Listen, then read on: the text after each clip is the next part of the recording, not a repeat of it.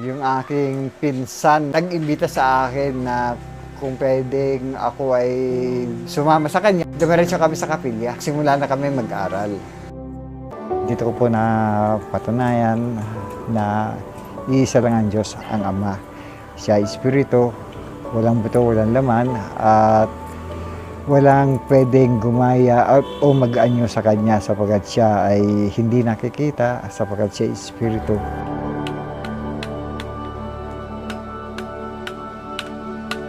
So, walang pwedeng lumikha ng kahoy na ilalarawan sa Kanya.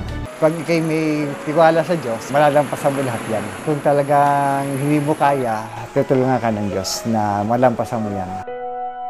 Sa Diyos na lang ako natiwala, nanalig na gagawa siya ng paraan para masunod ko ang Kanyang kalooban na ako'y manatili sa Kanya iglesia. Gumana ang aking pakiramdam, naging masaya ako, naging mananampalataya akong tapat sa mga aral sa Iglesia ni Cristo. Swerte nang maging iglesia ka ni Cristo sapagkat hindi ka pababayaan ng Ama.